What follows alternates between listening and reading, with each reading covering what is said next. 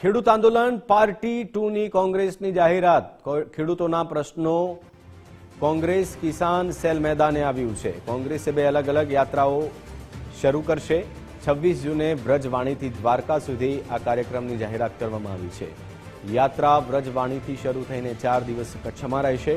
બીજી યાત્રા સુરેન્દ્રનગરથી નીકળશે। બે અલગ અલગ યાત્રા દ્વારકા પહોંચશે। બ્રજવાણીથી દ્વારકા 400 કિલોમીટરની આ યાત્રા યોજાવાની છે। લતીપુરથી દ્વારકા સુધી બીજી યાત્રા એક સાથે દ્વારકા પહોંચશે। આ યાત્રામાં ગામે ગામથી લોકો જોડાશે। ખેડૂતોને જંત્રીના 4 ગણા ભાવ મળવા જોઈએ તેવી માંગ કરવામાં આવી રહી છે। આવતી 26 તારીખે બ્રજવાણીથી ચાલુ કરી ભગવાન દ્વારકાધીશના ફરિયાદ કરવા જવી છે। હે દ્વારકાધીશ, અમે આ સરકારને કહીને થાક્યા છે।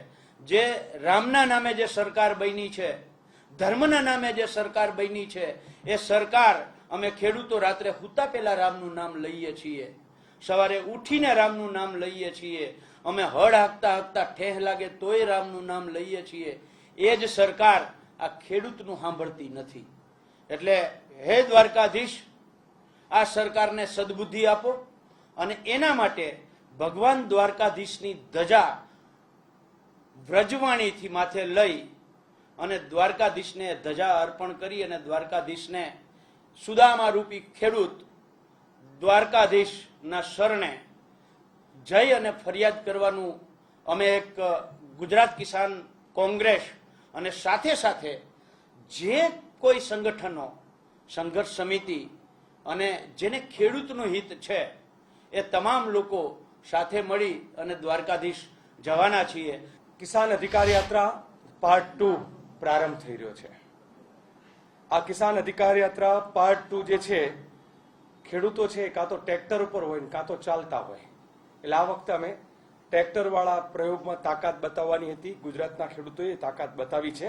હવે જે છે એ અમે લોકો પગપાળા પદયાત્રા કરીને ભર ચોમાસું આમ તો કહેવાય, કારણ કે વરસાદ હવે થવાની તૈયારી છે।